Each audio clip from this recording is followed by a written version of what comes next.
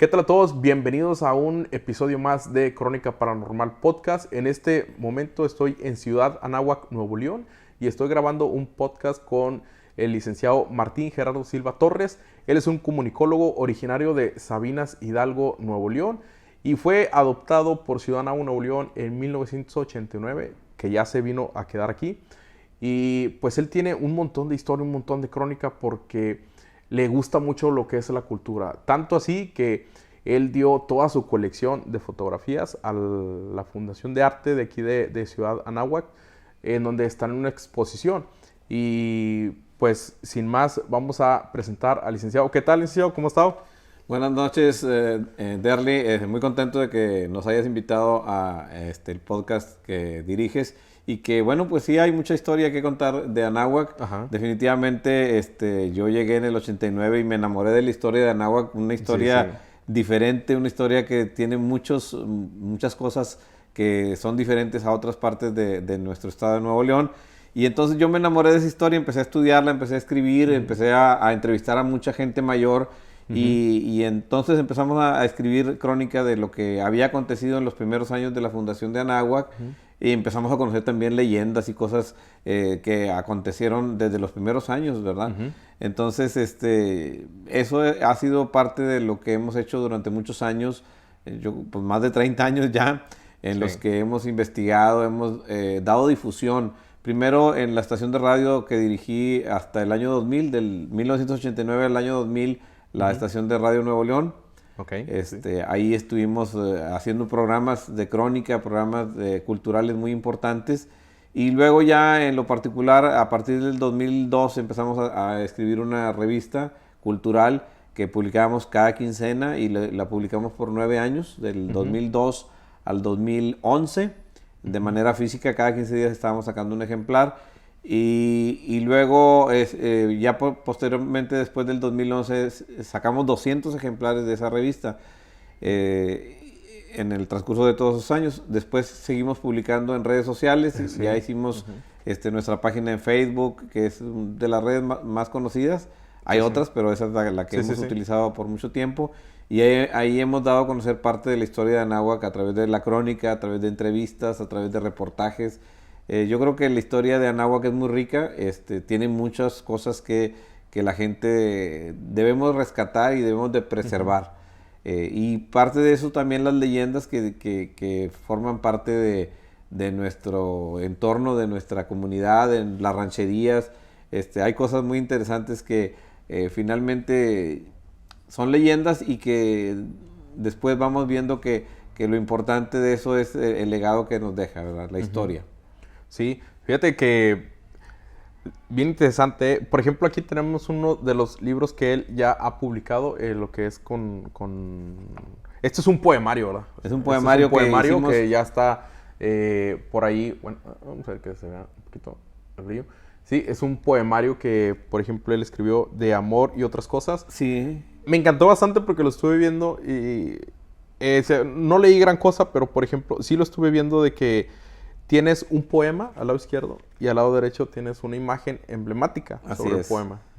Entonces, aquí hay un... No nada más viene de Anáhuac, ¿no? No, hay cosas importantes ahí.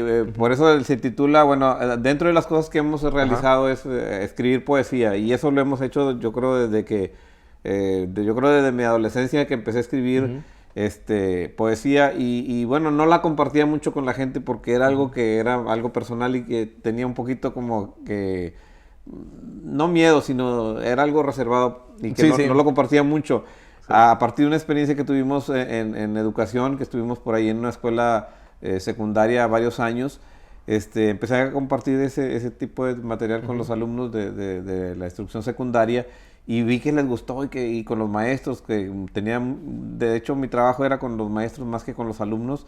Entonces, empecé a compartir ese material y vi que les gustaba. Entonces dije, bueno, vamos a hacer una selección y es un poemario que seleccionamos 20. Afortunadamente tenemos más material, hemos escrito más poesías, pero seleccionamos 20 para este libro y lo publicamos en octubre del 2019.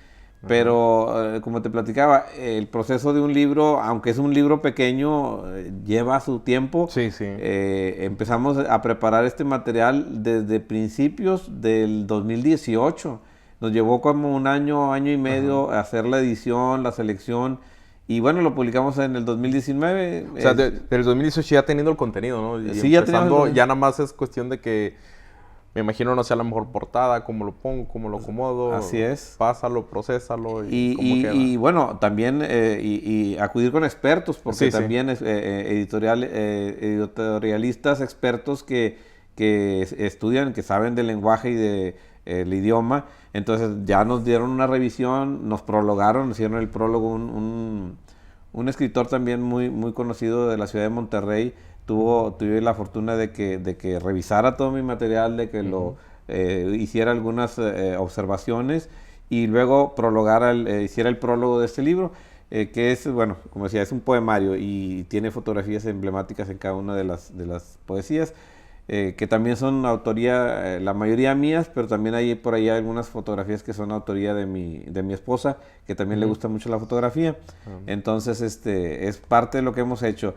Y es una pequeña parte. Realmente lo que me ha interesado por muchos años es investigar la historia de Anáhuac. Sí, sí. ¿Verdad? Entonces, por ejemplo, también todavía tienes la estación de radio, ¿no? Es también la radio online. Es otra de las cosas que hemos realizado en los últimos años. Ya vamos, ahora precisamente en febrero del próximo año, entre enero y febrero, completamos 8 años de que en el 2014 empezamos a transmitir a través en línea, con un streaming por ahí, y primeramente estuvimos como radiocitre.com, y luego por cuestiones de técnicas, como al año, un poquito más del año, tuvimos que cambiar nuestra identificación a citreradio.com, porque hubo por ahí un hackeo que nos perjudicó y bueno, pues tuvimos que hacer el cambio.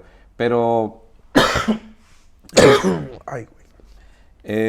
afortunadamente también ha sido algo que hemos hecho por varios años ya, en el que damos a conocer, bueno, la programación es musical en español y en inglés, más en español que en inglés, pero por la situación geográfica que contamos en Anáhuac, que estamos muy influenciados por la música también en inglés.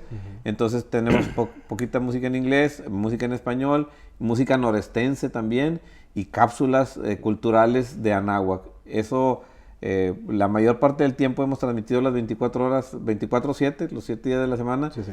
De repente hemos tenido algunos lapsus en los que hemos tenido problemas técnicos y estamos fuera del aire, pero regularmente estamos bien. Gracias por tu apoyo, porque tú has sido una parte esencial de la radio de los primeros años, que nos apoyaste al hacer este streaming de radio en internet, y bueno, en cuestiones técnicas nos has apoyado mucho, y bueno, bien agradecidos, porque parte del trabajo que hacemos con gusto, que lo hacemos más que todo por afición, porque más que por cuestión económica, lo hacemos por afición y por amor a la cultura y a la historia de Anáhuac. Sí, fíjate, una de las cosas que yo te quisiera preguntar, abarcando ya lo que es un poco más con lo del podcast, con lo que son el tema, ¿te da miedo a ti todo esto de cuestión de fantasmas, de apariciones, de entes? Realmente, por ahí en el transcurso de mi vida he tenido algunas pequeñas experiencias en ese aspecto, y no tanto como miedo. Yo creo que en alguna ocasión algún amigo, algún conocido me dijo, hay que tenerle miedo a los vivos, sí, más que a los muertos, ¿no? Hemos tenido algunas experiencias, y sí, a lo mejor hemos sentido algo de temor en su momento, pero yo creo que más que eso, pues es parte de la cultura en la que vivimos, y yo creo que en todos los países, en todos los lugares hay ese tipo de situaciones que se presentan paranormales. Algunas personas hemos tenido esa, no puedo decir que la fortuna, sino sí. hemos tenido la experiencia, y bueno, nos ha quedado. no tanto como miedo, sino es una experiencia, ¿no? Es una experiencia y... Es algo diferente. Algo diferente, sí.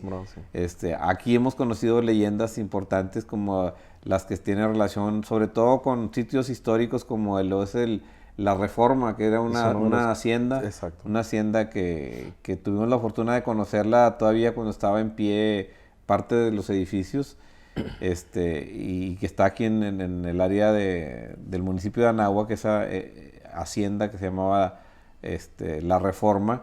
Y bueno, en torno a ese hay leyendas muy, muy características de... Sí, yo he escuchado un montón de leyendas sobre La Reforma y recuerdo que en un tiempo me tocó de que, por curiosidad, voy a La Reforma porque se cuentan un montón de cosas, cuentan un montón de leyendas. Pues ahí vamos a La Reforma, acuerdo con una camarita así bien X. No vimos nada, no pasó nada. O sea, de hecho ya a nosotros nos tocó ir y ya estaba un poco más derrumbada lo que era la hacienda, ahora lo que son las paredes. Ya estaba el casco, pero ya era muy... Las ruinas. Pues. Las ruinas ya de lo que quedaba de Reforma. Y la supuesta escalera que se tenía hacia el sótano, pues ya también estaba tapada. Entonces ya... Nada más lo único que estuvimos viendo fue la parte del río que va por debajo. Fue la parte pues que quedaba de las ruinas y ya ves que hay como un barranco, o sea, cuevas y todo eso que hay. O sea, fue lo que vimos. Pero ya de ahí, pues, no nos tocó una experiencia, ¿verdad? Yo platicando con otros compañeros que les gusta la cuestión de historia de Anáhuac, incluso tengo la fortuna de conocer al propietario de ese predio, de ese rancho en el que se encontraba. Y yo les decía que bueno, la gente siempre se hicieron leyendas en torno a ese lugar buscando tesoros. Sí. Que como fue una hacienda que prevaleció en la época del Porfiriato y tiempo después en la época de la Revolución Mexicana, entonces hay leyendas en torno a que allí había tesoros enterrados. Platicando con los propietarios del predio ese, del rancho, y platicando con amigos que les gusta la historia de Anáhuac, les decía yo que, o sea, que lo que no sabía la gente era que el tesoro era realmente la construcción. O sea, en los edificios que fueron desafortunadamente destruyéndolos para buscar tesoros de, no sé, piedras preciosas, metales, monedas y ese tipo de cosas. Pues nunca los encontraron, realmente nunca los encontraron. Sí, porque de hecho habían como hasta excavaciones, me acuerdo yo, que en la parte de las cuevas, en la parte de abajo, en la parte como de las paredes, como que yo creo sí, como dices, estuvieron tratando de buscar algún tesoro. Y bueno, en torno a esa búsqueda de los tesoros se crearon muchas leyendas, de que mucha gente que iba a buscar esos tesoros, pues salían entes ahí de las cuevas a asustarlos o incluso algunas personas mencionaban que los habían realmente y maltratado los entes que salían de esas cuevas, ¿no? Realmente pues son leyendas, no sabemos si realmente hayan pasado o no. Sí, es algo que pues, es algo que en el ideario popular, en la mente de la gente, bueno, pues ahí se guarda como una leyenda, ¿no? Realmente yo creo que el tesoro era el edificio ese y que, bueno, pues como todo lo que el tiempo por ejemplo, ese fue un edificio de una hacienda, de un cuartel o algo así. Bueno, fue propiedad en algún momento de un general de Lampazos, un general que se apellidaba Naranjo, el general Francisco Naranjo, que había sido un general que había trabajado con Porfirio Díaz en el Porfiriato, durante el Porfiriato, y posteriormente ya en la Revolución pues fue un revolucionario que destacó del municipio de Lampazos. Sobre todo porque en ese tiempo toda esta región era parte del municipio de Lampazos. Todavía no se creaba el municipio de Anáhuac, entonces era parte del municipio de Lampazos. Entonces fue propiedad de un general. Y bueno, pues ahí se tejieron muchas leyendas en torno a ese lugar. Hay otros lugares aquí en Anáhuac que hay muchas leyendas también sobre un arroyo muy famoso que viene y da al río Salado, que se llama el Arroyo del Campanero. Ahí también hay muchas leyendas que se han creado, pues de que la gente veía luces o veía cosas que, bueno, en su momento la gente decía, pues son cosas maléficas o que están escondiendo algo, ¿no? Yo creo que todos los pueblos de México, no nada más de Nuevo León, tienen ese tipo de leyendas en las que pues hay aparecidos, fantasmas, jinetes sin cabeza. Todos tienen su llorona, su planchada. Sí, y algunas, pues que niños o fantasmas que se aparecen en diferentes regiones. A veces por sucesos trágicos que hayan sucedido. Ajá. De repente a lo mejor se murió algún niño o por algún accidente o por alguna enfermedad. Y la gente en la ignorancia que tenían en su momento, pues a lo mejor se morían de alguna pulmonía o otra cosa y adjudicaban esas muertes a una bruja, a entes malignos o así.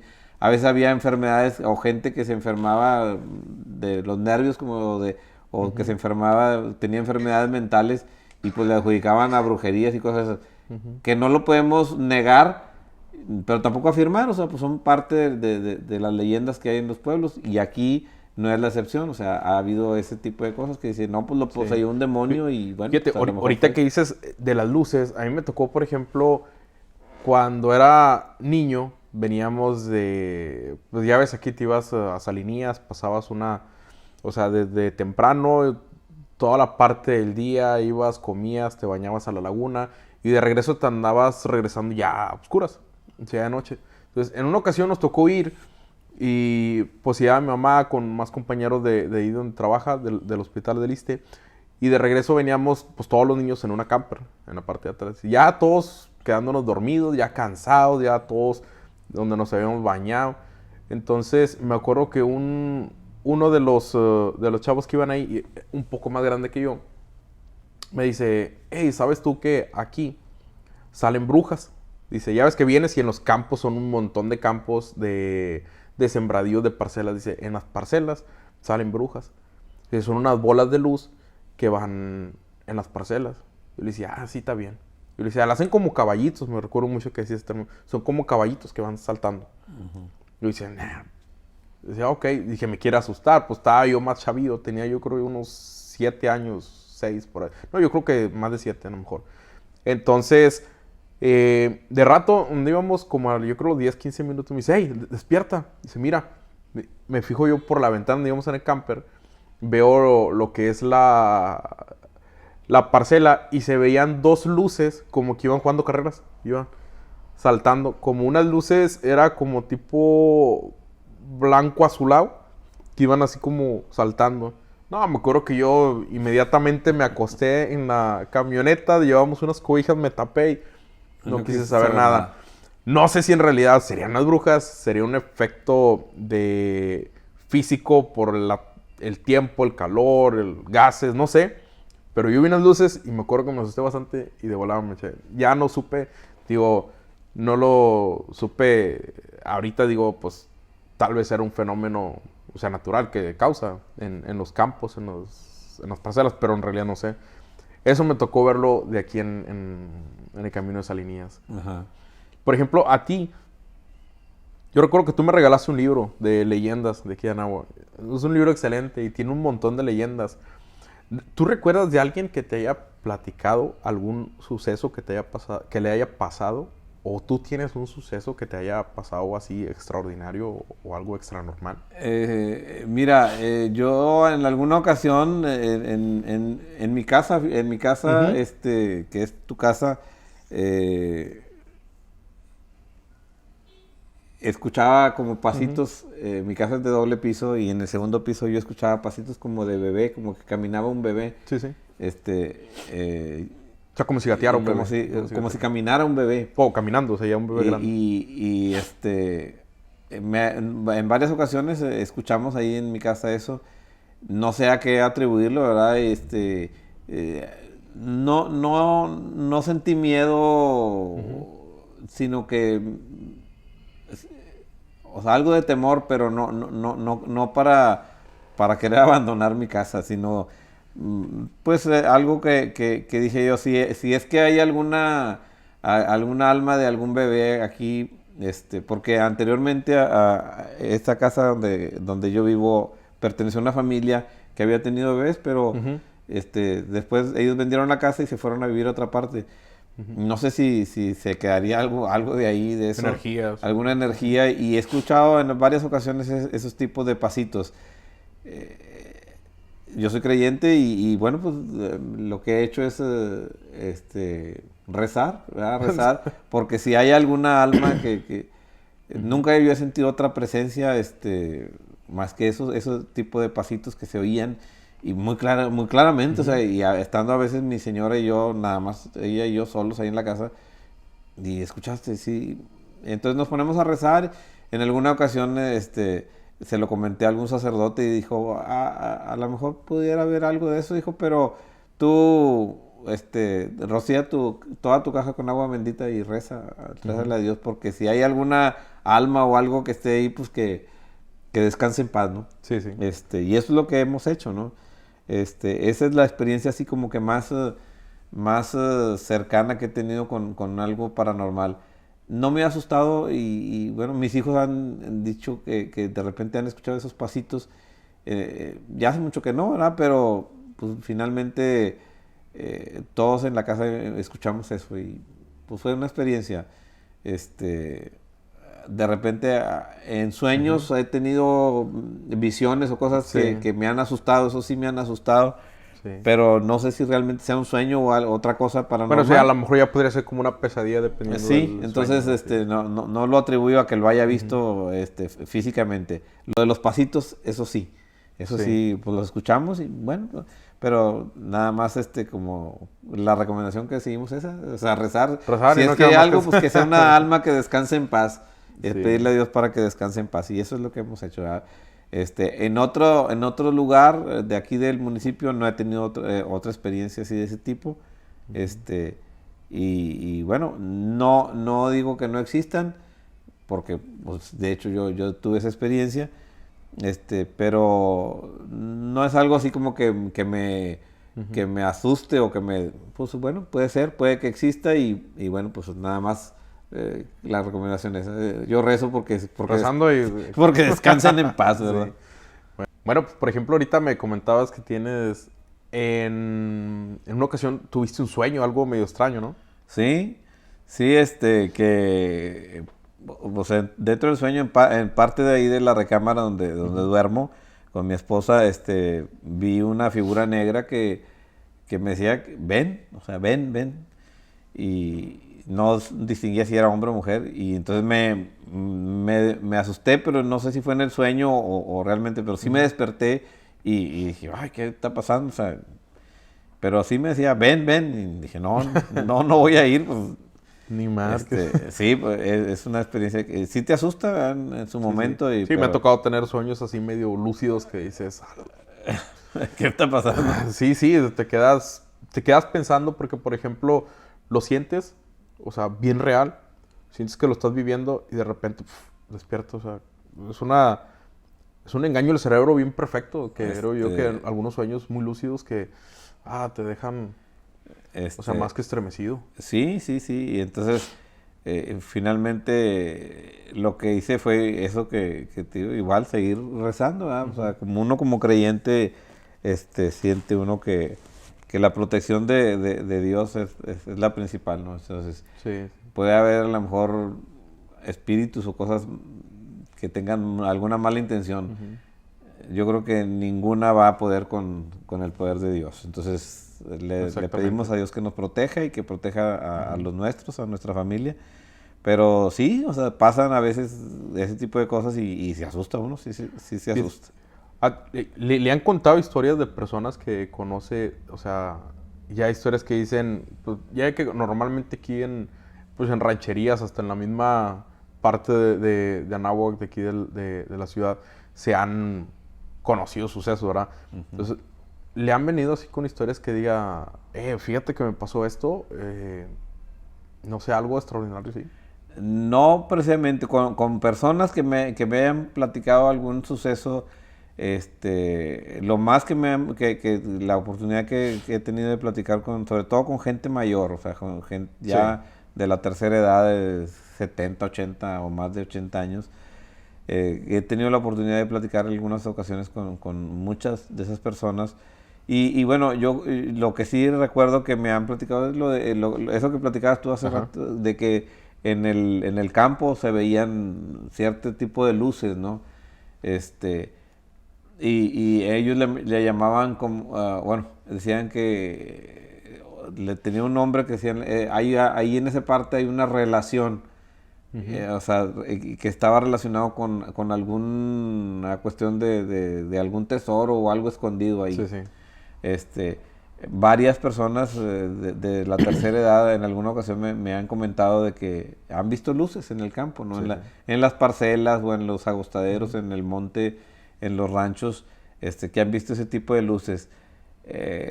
Otro tipo de así ya más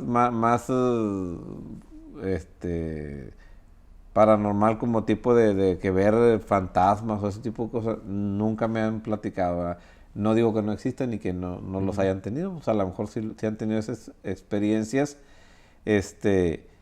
No, a mí no me lo han contado, me han contado sobre todo sobre eso de las luces, sí, en muchas regiones de aquí. Entonces decían, pues es que hay algún tesoro escondido. Tampoco he sabido de alguien que haya encontrado un tesoro. Y a lo mejor sí lo han encontrado y pues no lo han compartido porque pues... Obviamente no lo van a publicar, ¿no? No, ya hubo un cambio de vida en cuanto a su situación económica, ¿no? Sí. Pero en alguna ocasión una persona de por acá de lo que era Estación Camarón, me comentó, una persona también ya mayor que ya falleció, pero en alguna ocasión me dijo, no, sí dicen que había algo, un amigo mío, o sea, como comúnmente dicen, el amigo de un amigo. El amigo de un amigo, nunca falla. Pero yo digo que ese amigo de su amigo era él, o sea, porque sí, de repente, digo, una persona muy trabajadora y todo, y de repente se empezó a ver más prosperidad. Y dije, pues ya sé quién es ese amigo de ese amigo. Sí, definitivamente. Pero bueno, pues qué bueno que tuvo la oportunidad de encontrar algo, ¿no? Y fíjate, yo creo que no le va muy mal porque, por ejemplo, el estar viendo, creo yo, o sea, a lo mejor ya ves que las monedas, o sea, puede ser oro, puede ser plata o dinero antiguo, monedas antiguas, crean gases. Así es. Entonces los gases, pues de alguna forma tienen que salir. Al momento de salir, no sé, o sea, se me ocurre que a lo mejor con el oxígeno, con la temperatura que está, si es, por ejemplo, en la canícula o algo así, no sé, se crea como una llama. Pudiera ser. Entonces, eso puede explicar el que, es que hay un tesoro, es que hay algo abajo, hay metales, por decirlo así. De hecho, en meses anteriores aquí en el área urbana de aquí de Anáhuac hubo lo contaron varias personas de que andaban haciendo una excavación para una toma de agua potable, algo así. Sí, sí. Y encontraron y el que se lo encontró corrió. Desapareció, pero desapareció me imagino que con lo que encontró. Eso sí. lo comentaron. O sea, pero por ejemplo era, no sé, imagino los del agua o alguien, una persona, un trabajador que se dedicaba a hacer trabajos de plomería. De plomería, ¿no?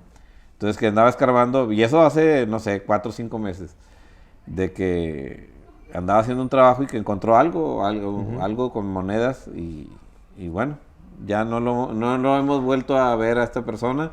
De repente lo ves en el Facebook ya bien sí, cambiado. A lo mejor ya prosperó, bueno, pues sí. Que le vaya bien y que Diosito lo bendiga, ¿no? Fíjate, ahorita que dices en la calle, en todo eso, me viene una cuestión que me pasó a mí, yo creo tendría unos 15 años, más o menos, yo creo sería como en el 2016, no, antes, como en el 2009, por ahí. Me acuerdo que, pues ya ves que aquí normalmente te acuestas, o sea, yo me acostaba aquí en la obrera, me acostaba en ese tiempo para el lado de la calle, o sea, ahí era donde dormíamos. Entonces yo escogía, dije, yo quiero la ventana. Aquí abres la ventana y pues el fresco, ya al menos sientes algo fresco.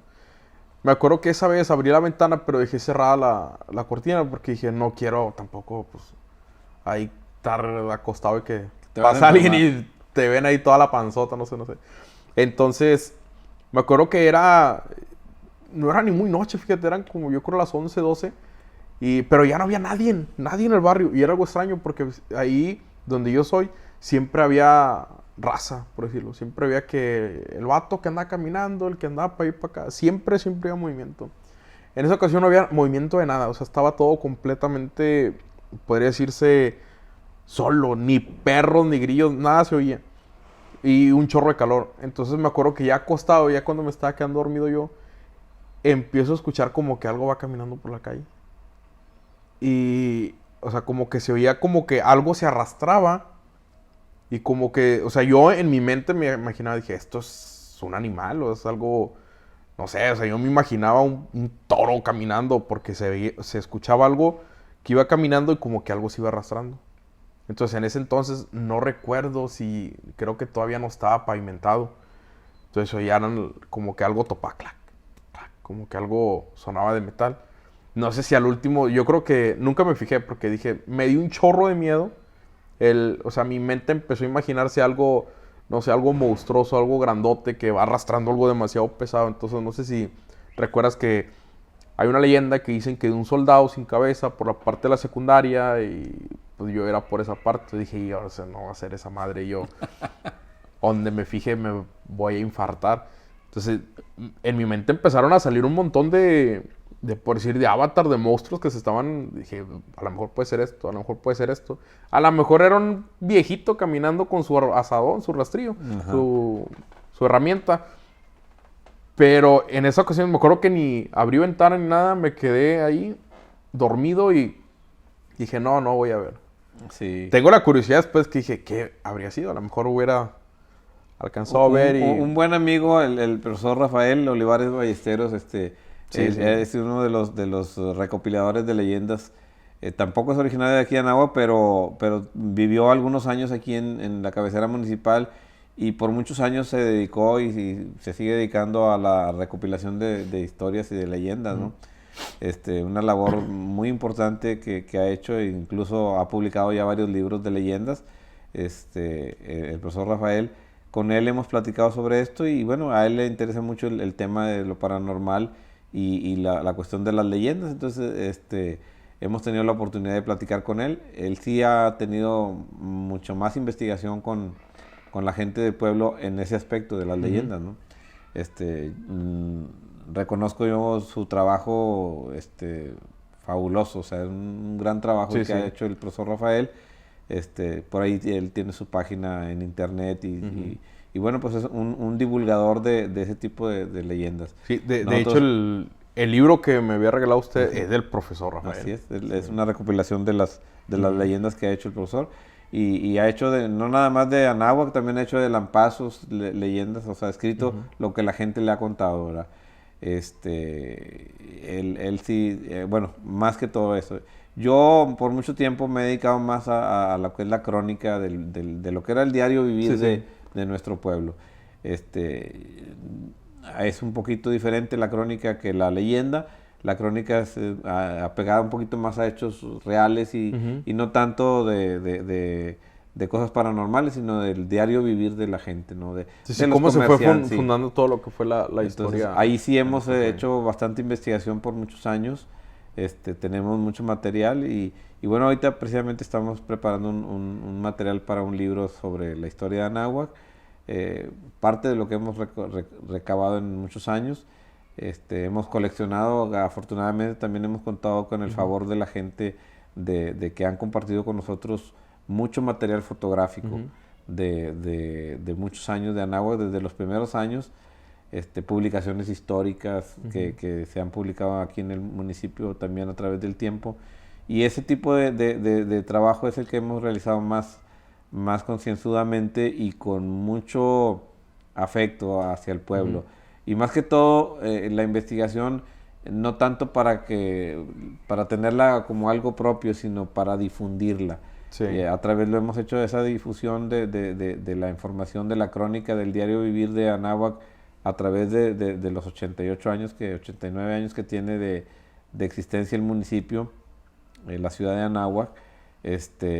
Darla a conocer a través de la revista cultural, a través de la revista digital que hacemos en redes sociales, a través de de la estación de radio Ujú. en internet de citraradio.com, y a través de programas. Ahorita precisamente estamos también preparando un programa en un canal de YouTube en el que vamos a entrevistar a gente de nuestro pueblo para que nos cuente su experiencia de vida en este municipio, de los más jóvenes del estado, que ya no es tan joven porque ya tiene, No, ya tiene su tiempo. ya para el próximo año Sí. va a cumplir 90 años Anáhuac, en el 23 cumple 90 años. Pero, o sea, de ser fundado. De ser fundado, De ser así es. fundado, porque anteriormente ya esto empieza desde Ejido Camarón. Digo, de Camarón. Desde De Camarón Estación Camarón y Estación Rodríguez. a Estación Sí. Rodríguez. Y luego después venía de Lampazos y luego como que se independizan. Así es. Lampazos. Y da como que, bueno, ya se independizó Lampazos, ahora esto qué va a pasar. Yo creo que es donde se funda, ¿no? Así es, La en ciudad. Anáhuac en el 33 se funda la ciudad de Anáhuac, que dependía de Lampazos, y luego ya en el 35 se declara municipio a Anáhuac, con territorio mayormente de lo que era Lampazos y una parte del municipio de Vallecillo. Entonces tiene una historia muy, muy interesante, muy rica. Ujú. Se ha escrito a varios libros de leyendas, varios libros de historia. Nuestra cronista, un servidor, hemos investigado y hemos difundido esto. Yo creo que es una labor que no se termina, porque hay más que investigar y porque hay más que difundir. Yo creo que lo importante aquí es dar a conocer eso, porque Sí, las sí. nuevas generaciones, yo creo que sin conocer su pasado, no pueden, un pueblo que no conoce su pasado, yo creo que no valora lo que tiene. Entonces hay que Fíjate, valorar el esfuerzo que tuvieron la gente que vino a trabajar aquí. A mí se me hace bien interesante lo que está haciendo de las entrevistas porque, por ejemplo, me comentaba de personas que llegaron aquí, se establecieron, porque la mayoría de las personas que empezaron a fundar aquí eran personas que venían de distintas partes de la República, ¿no? Así es. Hasta desde el mero sur de la República. Entonces empezaron a fundarse aquí y empezaron, como quien dice, yo creo que todos a par, una vida desde cero. Así Y es. empezaron comercio. Y en un periodo difícil de la vida del país, o sea, la década de los 30 fue un periodo bien, bien difícil, porque había pasado ya la Revolución Mexicana, que había dejado, o sea, pues las guerras a todos perjudican, ¿no? Sí, Es definitivamente. una guerra interna que es como lo es la Revolución Mexicana. Había pasado por México ese periodo de la Revolución Mexicana hasta finales de los, o por ahí llegando a 1920, cuando termina la revolución. Entonces es un periodo difícil. Y Anáhuac se funda en ese periodo, o sea, post-revolucionario, o sea, después de la revolución, en el que la gente estaba necesitada, en el que gente había que, y no nada más la gente de México, incluso en otros países también vivía en crisis. Y luego en esos primeros años también de Anáhuac sucede lo de la Segunda Guerra Mundial, que repercute en todas partes, ¿no? O sea, en todo el mundo repercute una guerra de ese tipo. Y bueno, entonces Anáhuac inicia, sí, con mucha gente que vino a trabajar y con un auge algodonero, de siembra y todo, muy bonito, pero que duró muy poco tiempo, ¿no? En el que se manejó mucho dinero en los primeros años, había grandes cosechas de algodón y bueno, pero dura muy poquito eso. Y luego Fíjate, viene lo de la Segunda Guerra Mundial, entonces pues una crisis tras otra, tras otra. Entonces Anáhuac se desarrolla siempre con periodos de bonanza y luego de escasez. Sí. Y así va, cada década desde que se inició Anáhuac tiene sus 3, 4 años de escasez y luego 3, 4 años de abundancia, y así va, así va. Entonces, desde el principio se empezaba de que ahí va la ciudad, se va a quedar. Ahí va la ciudad, Sí. no va a dar, se va a quedar. O sea, desde que se fundó, ha tenido siempre como, por decirlo, esa suerte, o podría decir, esa maldición de que, bueno, y luego se baja. Bueno, y luego se Así baja. es. Ahorita te comentas lo del algodón. El algodón aquí en Anáhuac se conoció como el oro blanco.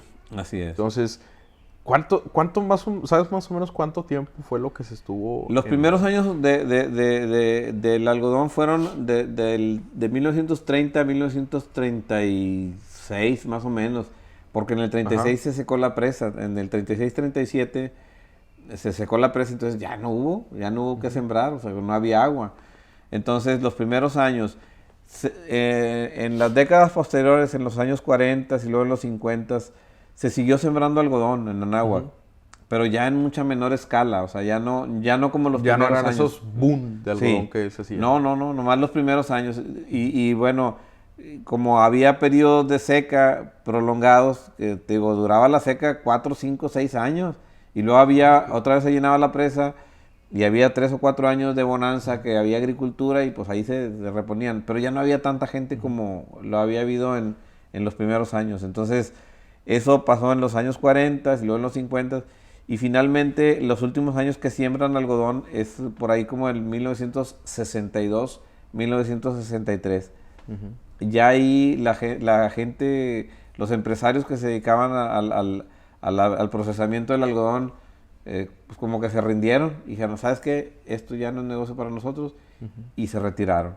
Se retiran los que procesan el algodón, se retiran las algodoneras, y la gente ya no siembra algodón, sino ya no va a haber algodoneras. Y es cuando hay el cambio de cultivos. Entonces ya la gente empieza a sembrar trigo y otras cosas. Ya ves que ahí lo que fue la fábrica textil, ¿se generó a partir de eso o esa ya viene después como una maquila?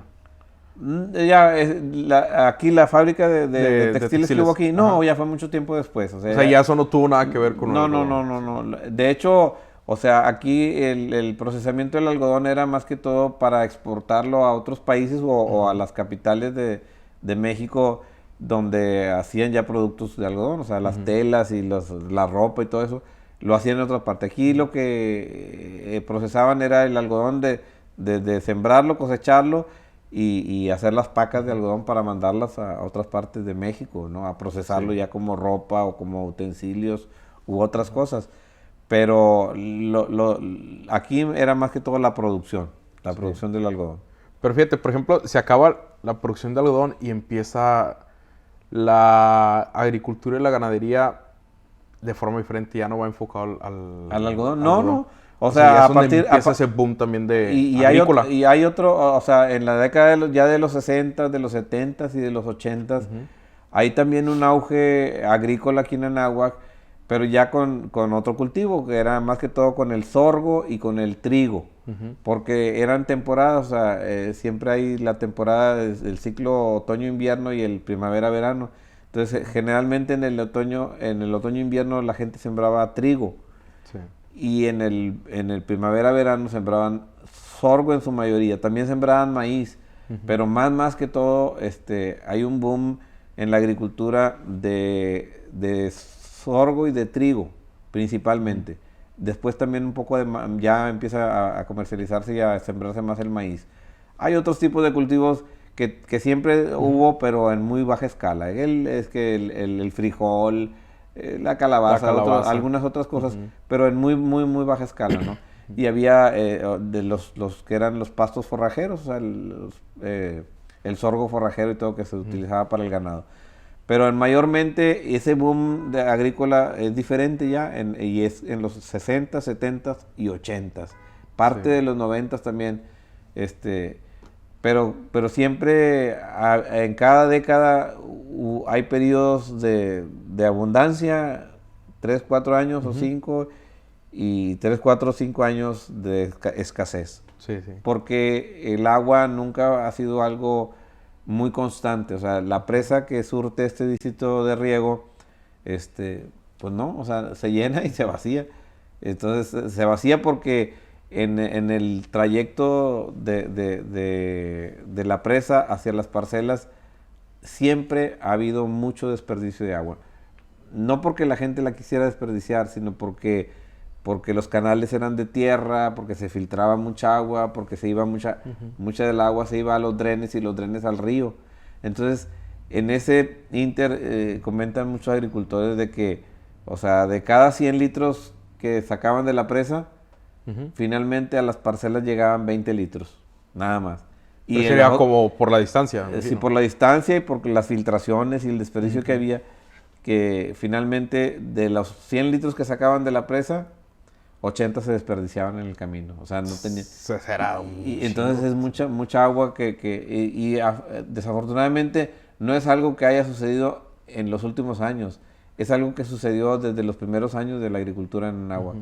O sea, que siempre había mucho desperdicio de agua, no voluntariamente. O sea, no es algo involuntario porque el distrito era un distrito que era de la mayor parte de los canales de tierra. Sí. Y había muchas filtraciones y mucho desperdicio de agua. Entonces, pues no, o sea, realmente nunca fue eficiente el distrito en cuanto a la agricultura. Ahorita ya tenemos, no sé, a lo mejor como 5 o 6 años de que ya no se sembró, ya no se siembra. O sea, la gente, algunos siembran, pero con la agua de temporal, pero ya por riego ya tiene fácil como unos 4 o 5 años que no siembra. Sí. Fíjate, hay algo bien interesante. Ya ves ¿cómo se podría decir? El centro, digamos aquí. Ya ves cómo está fundado. Va a circular. Sobre el diseño del centro. El diseño de Anáhuac, fíjate que yo creo que sí hay estudios, pero no tan concienzudos de lo que fue el diseño de lo que es el primer cuadro de la ciudad, que es la plaza redonda y los círculos concéntricos. Esa telaraña que forma el primer cuadro de la ciudad, que más o menos ocupa una extensión como de 110 hectáreas. O sea, es un buen... Lo que es el primer cuadro de la ciudad. Sí.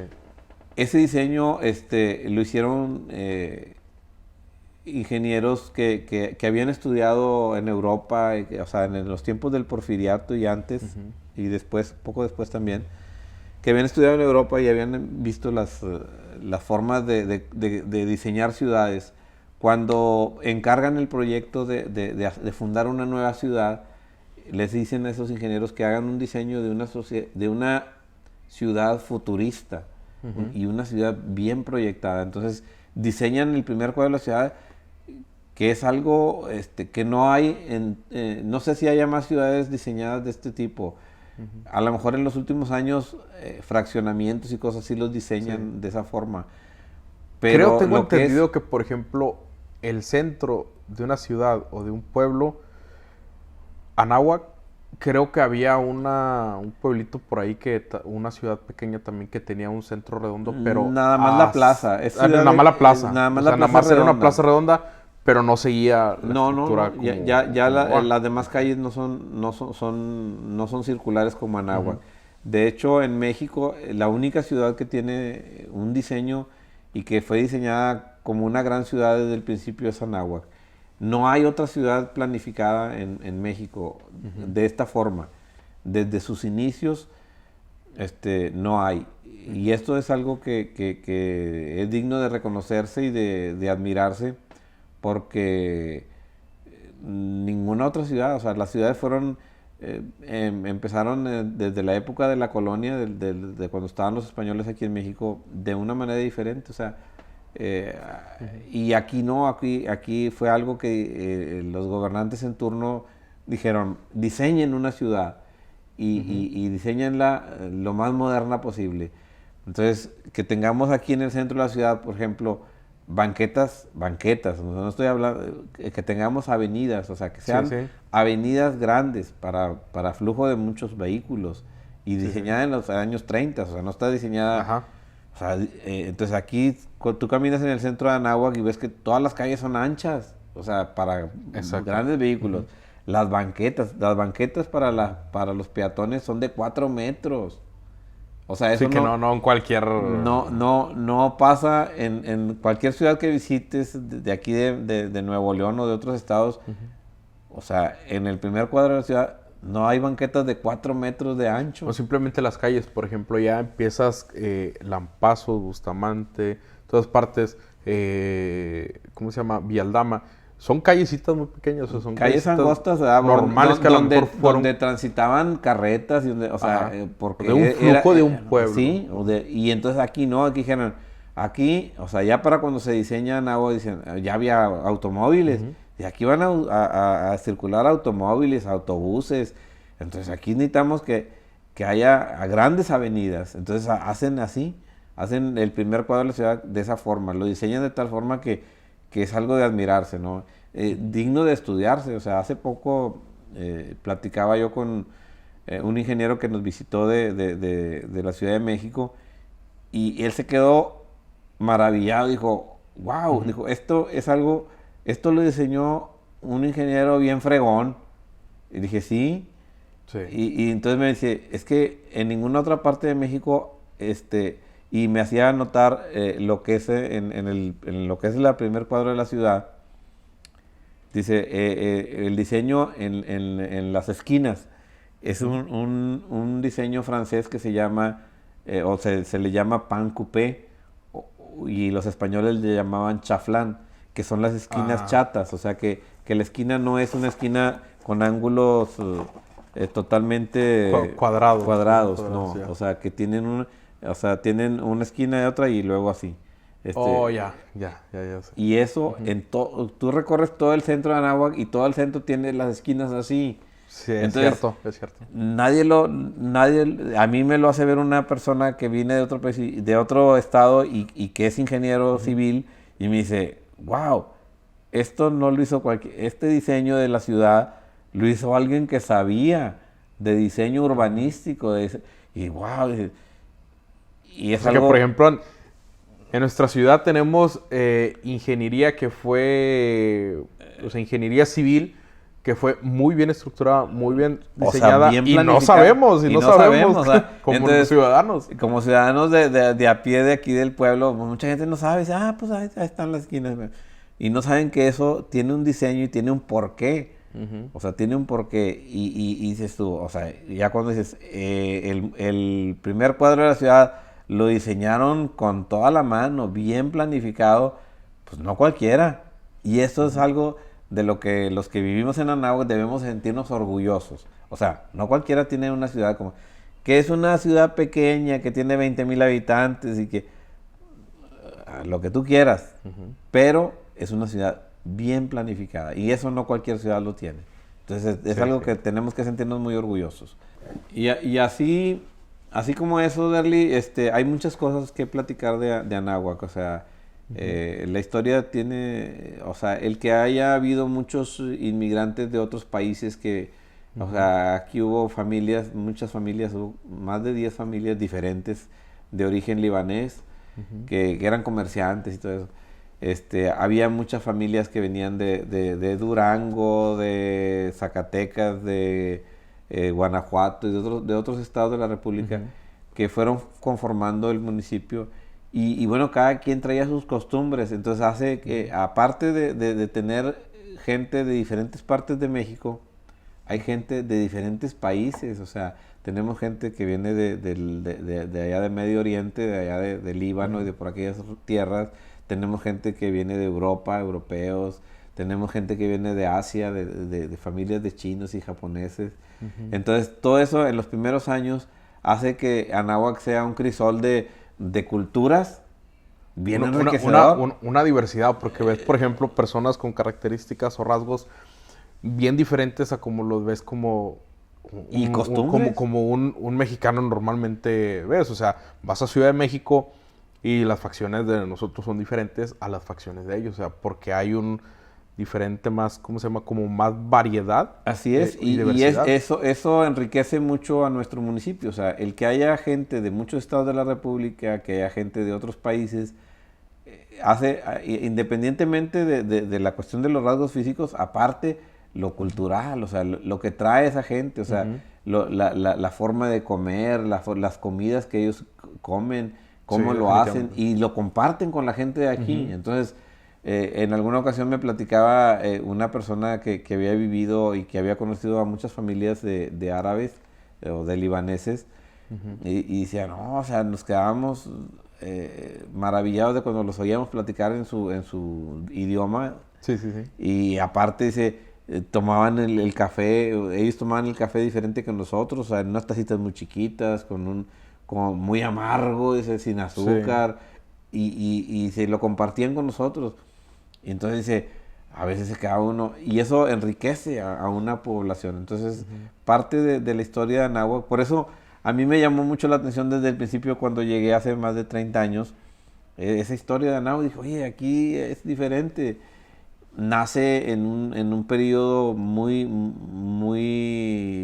diferente a como nacieron otros pueblos de Nuevo León, ya después de la Revolución Mexicana, ya con ideas más modernas de construcción, Ajá. para hacer las casas, los edificios, la gran ciudad, esa planificación de la ciudad, la bonanza agrícola, el dinero que se manejaba, los artistas que venían, el que contaba con el ferrocarril. No cualquier ciudad contaba con ferrocarril desde sus Con la inicios. estación de tren. Con la estación del estación tren. de tren. Entonces, ese tipo de cosas hacen que la historia de Anáhuac sea bien diferente. Y a mí me apasionó, ¿no? O sea, y me gustó. Sí, sí, sí. Y dije, déjame empezar a investigar Sí. más y más. Fíjate, ahorita que hice, por ejemplo, la estación de tren era, en aquel entonces que era el Águila, ¿no? Bueno, a una el Águila Azteca era una de las que pasaba por aquí también. Así es. Sí. Los camiones que se empezaron también en Anáhuac, o sea, el sistema de ¿cómo se llama? ¿Cómo se puede decir? De autobuses. De hecho, una línea de que todavía existe en México y que es una de las líneas pues, muy famosas de México, nació aquí. O sea, los autobuses Anáhuac, que es una línea de autobuses de pasajeros que sigue funcionando en México. Todavía funciona. Y bueno, yo me imagino que los fundadores de esa deben de saber, ¿no? O sea, que aquí nació esa línea de autobuses. En un pueblito un pueblito del norte de Nuevo León que se llama, ahí nació esa, y era una familia que vieron la oportunidad de hacer un negocio, unos hermanos que se apellidaban Cárdenas, que eran de un municipio aquí cercano de Coahuila, de Progreso, Coahuila. Oh, sí, sí. Entonces ellos vieron la oportunidad y dijeron, pues vamos a poner una línea de autobuses, compraron los autobuses y empezaron a transportarlo aquí primero en las cercanías, y luego ya se fueron expandiendo. O sea, se llegó a hacer una línea, y es una línea de transporte de personas muy importante a nivel nacional, que nació aquí. Entonces eso bueno. O sea, sabía de eso, pero no sabía que todavía existía. O sea, no sabía que todavía andaba por ahí, porque yo recuerdo haber visto fotos de los primeros autobuses que se fundan aquí. Entonces dije, no quiero aventarlo muy así. Dije, no va a ser que... No, todavía es una línea que existe, ¿verdad? O sea, y que nació aquí en Anáhuac. Entonces, así como eso, digo, hubo grandes compañías de las compañías algodoneras que siguen, o sea, que siguen trabajando a lo mejor en otras ciudades y en otras partes. La Anderson Clayton, que es una compañía transnacional, creo que todavía funciona y es una de las grandes compañías que manufacturan muchas cosas, entre ellos el manejo del algodón. Ellos lo manejaban, la Anderson Clayton. Esa es una de las compañías. Había otras compañías que también trabajaron aquí. Y bueno, pues, o sea, esa parte de la historia, yo creo que yo no me canso de investigarla ni me canso de difundirla, ¿no? Y a mí me interesa que la gente vaya conociendo esa parte de la historia de Anáhuac, ¿verdad? Que es muy rica y muy entretenida, muy enriquecedora, porque la vivieron gente muy trabajadora, gente de muchas partes, y que nos trae a los anahuacenses experiencias bonitas, ¿no? O sea, conocer la historia de Anáhuac es algo que enriquece, ¿no? Sí, fíjate, un montón de cosas que ahorita me dice, lo de las construcciones, el tipo de diseño, o sea, sabía que era un diseño diferente, que era de personas que no eran de aquí, o sea, que eran, que habían sido de Europa, bueno, había estudiado entonces, en Europa.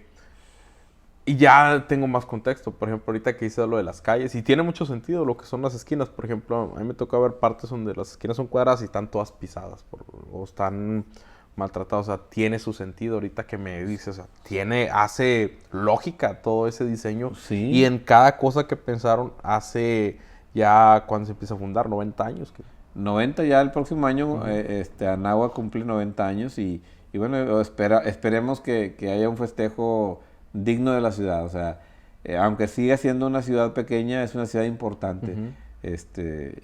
Y Fíjate, eso hace mucho yo creo ruido. que hay que sentirlo, Derly. Sí. O sea, hay que sentir que es una ciudad Sí. importante, aunque sea una ciudad pequeña y que ha tenido muchos altibajos en cuanto a la producción agrícola, sigue siendo una ciudad importante. O sea, Pues y no, así no, tenemos no, que verlo. no, vaya, no muere. O sea, ¿cuántos dijeron que después del huracán, o sea, después del Alex, o sea, que se inundó todo, Ujú. ya se iba a acabar esa ciudad, ya va a quedar fantasma, y mira? No, no, no. O sea, no, No, nunca, no, o digo, sea, muchas personas yo recuerdo que apostaron en que no, esa ciudad ya se va a empezar a despoblar, se van a empezar a ir a otros lugares, Estados Unidos, y se va a acabar. yo O sea, creo con eso no sé sacar, pero mira, la situación geográfica de Anáhuac, o sea, el punto que estamos en el norte del estado, y lo del puente, Colombia, finalmente hace que sea un municipio estratégico en cuanto a la posición que tenemos.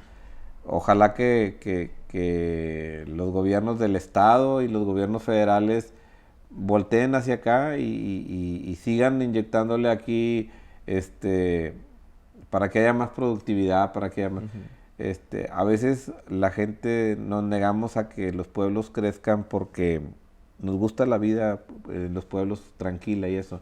Y el crecimiento, pues a veces trae otros factores que no nos gustan tanto, ¿no? Que traen más delincuencia, más tráfico, más sí, muchas cosas más definitivamente. que son propias de las ciudades grandes, ¿no?